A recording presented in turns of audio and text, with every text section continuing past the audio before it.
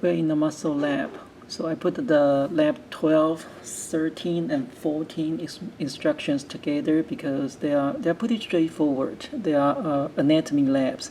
Not too much to explain. Basically, you memorize. It's mainly memorization. So lab 12, lab tissues.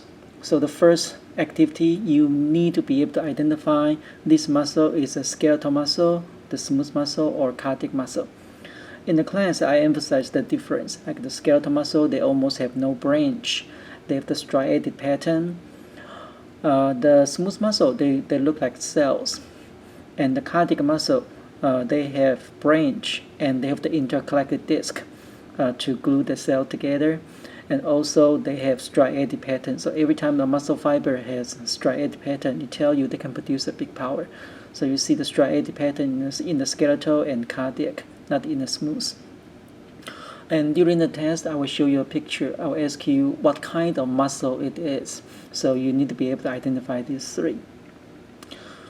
The next activity, you have the motor unit slice. So in the class, we explained the motor unit is the motor neuron with all the fibers that motor neuron innervate. It could be a small motor unit like this one. This motor neuron innervate 1, 2, 3, 4 fibers, small motor unit. It can also be a big motor unit with hundreds, sometimes thousands of fibers. And they all serve different functions. So in this slice, you need to be able to identify the motor axon. This is the axon from the motor neuron. Axon terminal, this is where they innervate the muscle part. And these are the skeletal muscle fiber. So they have the striated pattern. So that's a skeletal muscle. And the area between the neuron and the muscle is called the neuromuscular junction. The next one, the muscle cell model. So you need to be able to identify all these structures in the model. And the model look like this. So that's the cell, that's the muscle cell. Usually we don't call the cell, we call the muscle fiber. And that's the cell membrane, that's the T-tubule. That's the T-tubule, transverse tubule. A T-tubule with two terminal cisterna together, this is a triad, so they have the triad structure. And the terminal cisterna is the beginning of the SR. So SR is the container for calcium. So these are the basic structure. And in the model, you also have the neuron. So the neuron part is this, because the muscle need the neuron to ask it to contract. So you also have the neuron part. This is the neuron part. So that's the axon terminal of the motor neuron. And this area is called the neuromuscular junction because it's between the neuron and the muscle. And this part is called the motor end plate. So motor end plate is the cell membrane of the muscle, but it is innervated by the neuron. So in the motor end plate, they have a lot of nicotinic acetylcholine receptor. So that's the motor end plate. And let's look at the lab 13. So the lab 13, we are looking at the gross anatomy of the muscle. You need to know the name of this muscle, and most of them we talk about them in the class. So if it does not specifically tell you the detail, you know the name. The muscle in the head part, okay, here the sternocleidomastoid. It says know the origin, insertion, and action. So for this muscle, you need to know the origin, insertion, and action. So sternocleidomastoid, this muscle is in your neck. It controls your head movement. So the origin is in the sternum and clavicle, and its insertion is the mastoid process of the temporal bone. So it connects your muscle. It connects your neck, control the neck movement. And these muscles, we talk about them. Like some of them, I put the textbook picture here. It helps you to memorize them. So if we only tell you the name, you know the name. And if we tell you about the detail, you also need to know the detail. So you also need to know these muscles. So in your chest area and abdominal pelvic areas, you have a lot of muscles, because especially in the abdominal pelvic area, you don't have bones, all you have is muscle, and muscle have layers. So you have the rectus abdominis, and inside you have the oblique muscle, and oblique muscle have layers. So you have the external oblique and internal oblique. How do I memorize these two? Your external oblique, their fiber actually move out. So that's the external oblique. Internal oblique, their fiber move in. External oblique, their fiber move into the linear elba. So that's the linear elba. That's the one of the tendon sheet you have to memorize.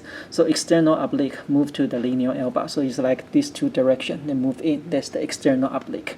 And internal oblique, they actually move out. Intercostal muscle, we talk about it, is between the ribs.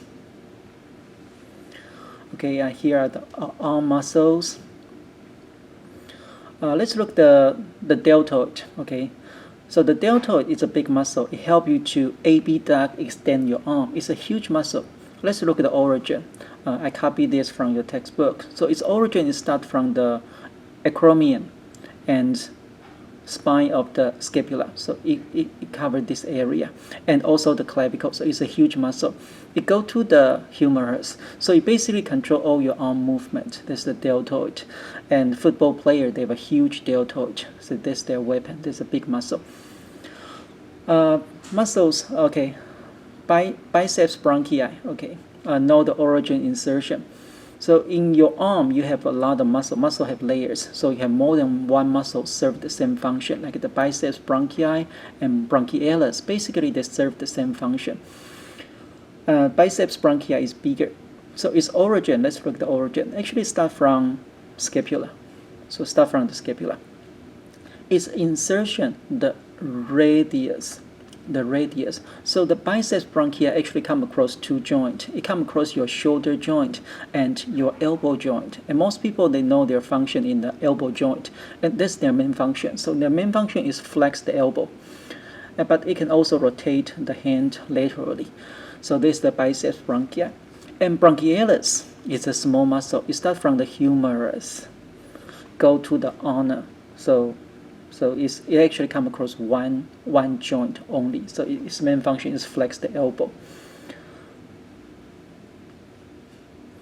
And the triceps brachii, okay, it start from the humerus and go to the ulna. So it extend the elbow. So we say the biceps brachii and triceps brachii. These two, we call them antagonist muscle. They work in the same joint, but totally the opposite function. And the biceps brachii and brachialis, we call them synergist muscle.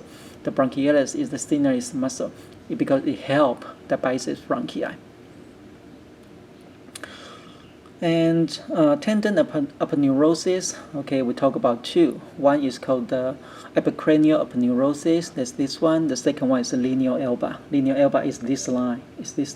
So when we talk about external oblique muscles, it actually go to the linear elba.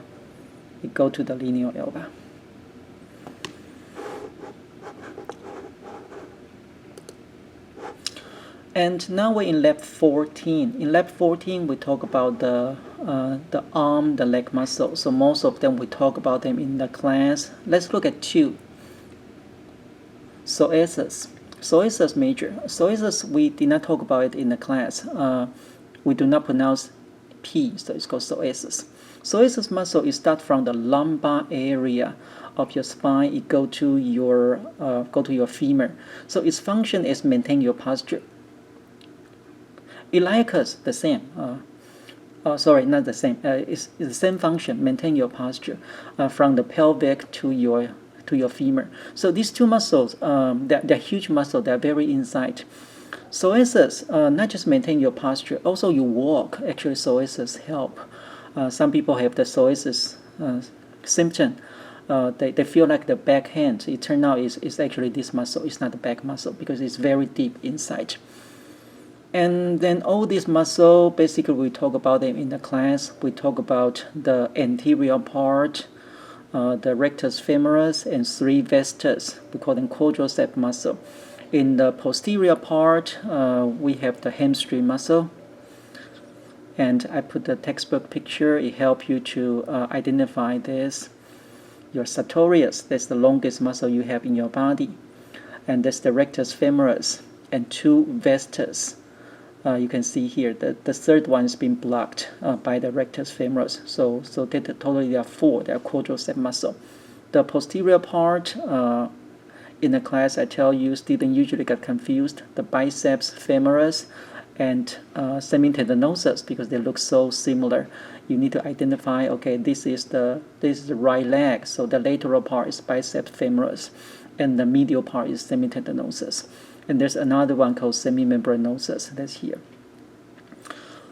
And calcaneal tendon, okay, this is also called the Achilles tendon, but the official name is calcaneal tendon. And the other, we talk about them in the class. Okay, so a lot of memorization. So your job is to know the name. I will give you a muscle, you identify the name. And if the lab handout tell you the detail, know the origin insertion, then you go to look at the origin insertion and action of the muscle. If not, just know the name of the muscle. Okay, that's it.